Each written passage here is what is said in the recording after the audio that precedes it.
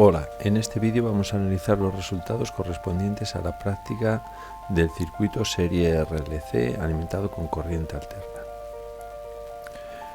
La primera tabla a analizar es la de parámetros característicos. Aquí tenemos el periodo, que lo podemos medir con el osciloscopio y nos sale una magnitud de 20 milisegundos, que si lo convertimos en frecuencia simplemente hallando su inverso, como indica esta fórmula, pues nos dan los 50 Hz que corresponde a la red. Luego este resultado es coherente. Recordemos que la fuente de alimentación únicamente incorpora un transformador y por tanto trabaja con la misma frecuencia de la red, únicamente con una tensión atenuada.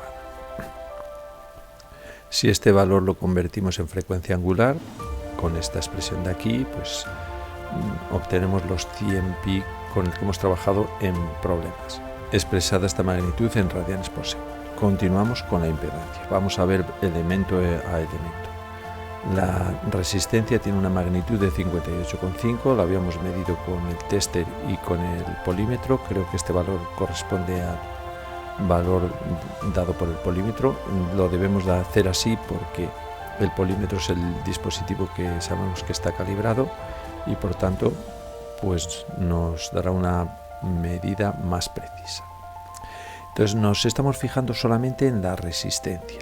Por tanto, la resistencia como tal elemento no tiene inductancia, tampoco tiene efecto capacitivo. Luego el ángulo de fase 0 grados, es decir, la impedancia compleja sería solamente la debida a la resistencia. Y si este valor lo convertimos a notación exponencial, a módulo y argumento, pues el módulo, el dado por la resistencia, ya que es el único elemento que tenemos que considerar, y fase 0 grados. Haciendo lo mismo con la bobina, pues habíamos medido por dos procedimientos la resistencia de la bobina, con el ómetro y con el tester, y la inductancia en cambio solamente nos la daba el tester. No tenemos capacidad para medirla y conocerla de ninguna otra forma.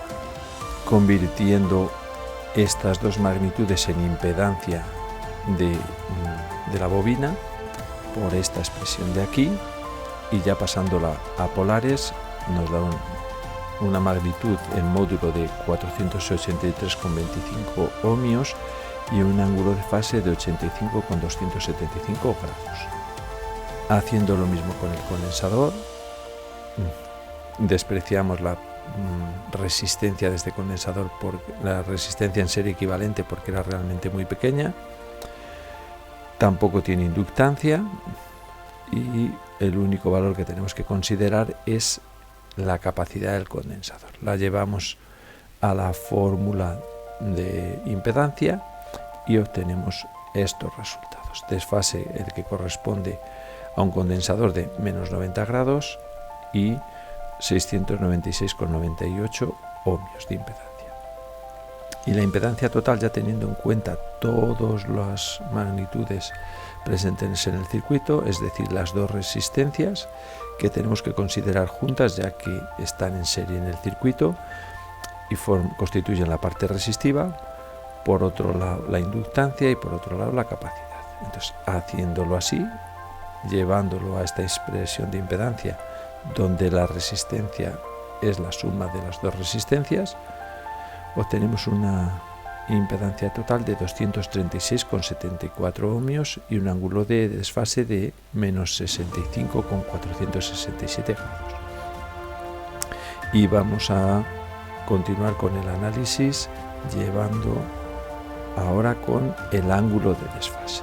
Fijémonos aquí que en el osciloscopio habíamos tenido un desfase en tiempo de 0,6 milisegundos, que lo convertimos en radianes con esta expresión, multiplicando por la frecuencia angular, y nos da esta magnitud. Le he indicado ya el signo menos porque, como habíamos explicado en el vídeo correspondiente al osciloscopio, la onda de corriente estaba desplazada a la izquierda. Eso significa que que domina el efecto del condensador. La onda está adelantada como corresponde al condensador y por tanto el efecto capacitivo del condensador se corresponde con un ángulo de impedancia negativo. Este es el ángulo correspondiente a la impedancia, phi. Por tanto, negativo. Si lo convertimos en grados con una regla de 3 o con un factor de conversión, es decir, aplicando esta fórmula que tenemos aquí, pues nos sale menos 10,8 grados. Y ya vemos aquí una discrepancia con los anteriores resultados. Si recordamos, el ángulo de la impedancia nos salía de menos 65 grados, la impedancia total, y aquí el que hemos medido nos sale de menos 10,8. Yo achaco esta diferencia a la inductancia que hemos medido, porque todos los demás valores los hemos contrastado con dos medidas, en cambio la inductancia solo nos la da el tester digital, y ahí considero que esa medida tiene un error, porque no es coherente con este ángulo de desfase, la impedancia. Y este ángulo de desfase sí que es coherente con el hecho de que el circuito esté en resonancia. Este ángulo es muy pequeño, muy cercano, bastante cercano a 0 grados, y se corresponde con un efecto resonante que apreciamos con esas tensiones tan grandes en la bobina y en el condensador. Bueno, pues continuamos el análisis con la intensidad, y aquí volvemos a encontrar otra discrepancia. La vamos a analizar ahora a continuación. La corriente que hemos medido en el circuito es de 95,4 miliamperios, el ángulo de fase de la impedancia menos 10,8. Si tenemos que componer con estos valores la impedancia compleja, pues el módulo este que hemos obtenido, en cambio al ángulo, puesto que este ángulo es el de la impedancia, a la corriente hay que cambiarle el signo, como se deduce a la hora de aplicar la ley de Ohm en números complejos. Luego sería más 10,8 grados. Y si calculamos con esta expresión y el valor de impedancia total que hemos analizado antes, la impedancia, vemos que la magnitud es mucho más pequeña, nos sale una corriente mucho más pequeña, como corresponde también a un ángulo más grande, es decir, más alejado de resonancia. Luego, efectivamente, este valor es más coherente que este valor de aquí, y esta corriente pues es incoherente con el valor medido. El problema lo tenemos en la impedancia y seguramente en la inductancia, como ya hemos dicho. Continuamos el análisis para ver qué ocurre con las tensiones.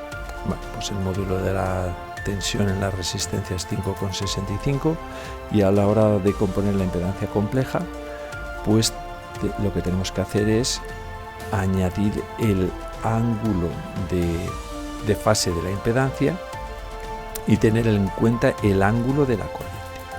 Bueno, pues como la resistencia no tiene desfase ninguno, el único desfase que vamos a tener es el de la corriente, que es el ángulo de la impedancia, el que hemos medido, 10,87, cambiado de signo, como en la corriente. ¿De acuerdo? En la bobina tendríamos que hacer lo mismo. Aquí está.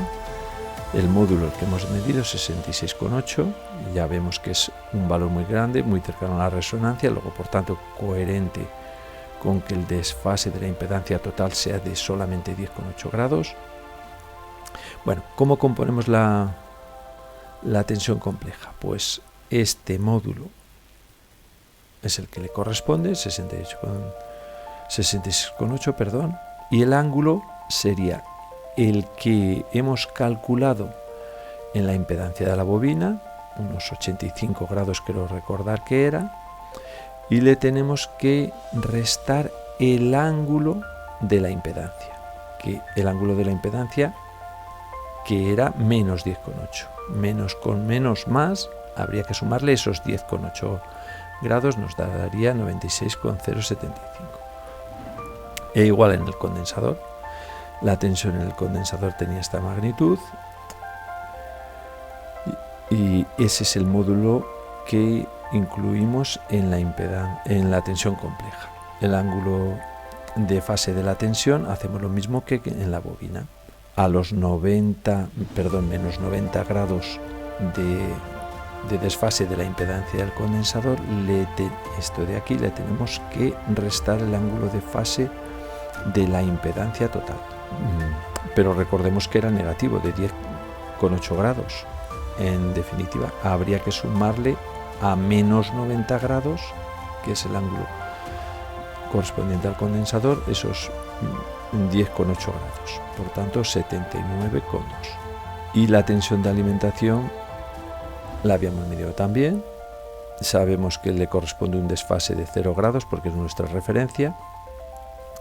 Si sumamos todas las tensiones de todos los elementos, la de la resistencia, la de la bobina y la del condensador, deberíamos de recuperar esta tensión. Bueno, no nos acercamos del todo porque sabemos que hay un pequeño problema en la bobina.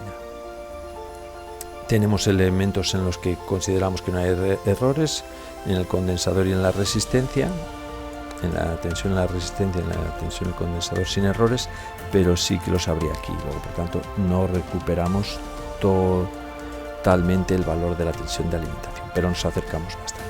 Y por último, pues vamos a ver los valores eficaces. Habíamos medido la tensión de alimentación, que nos daba 12,93, ese es el valor medido con el multímetro, y si recordamos el valor medido con el osciloscopio era de 19 voltios. Bueno, pues la relación entre valor máximo y valor eficaz es raíz de 2. Si multiplicamos por raíz de 2 la tensión eficaz, pues nos da 18,29, muy cercano a los 19 que hemos medido con el osciloscopio.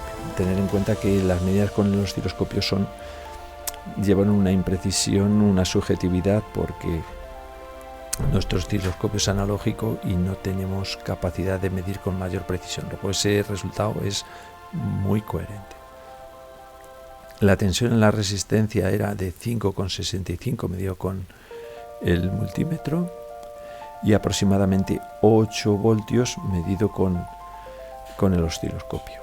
Bueno, pues si hacemos lo mismo, multiplicamos por raíz de 2 los 5,65 voltios, valor eficaz del multímetro, sacamos 7,99. Y si hacemos lo mismo con la corriente, lo que sí tenemos es la tensión en la resistencia. Para convertirla en corriente tenemos que dividir por el valor de la corriente, unos 58 ohmios creo que era. Bueno, pues haciéndolo exactamente así, esta tensión, que era la que medíamos, la dividimos por el valor de la resistencia y nos dará el valor máximo. Tener en cuenta que este es el valor de pico o máximo de la tensión en la resistencia. Pues si lo hacemos así, tenemos 136,8 miliamperios. Y a la hora de hacer la conversión del valor eficaz en valor máximo, multiplicamos por raíz de 2 y nos sale 134,9, aproximadamente los 136.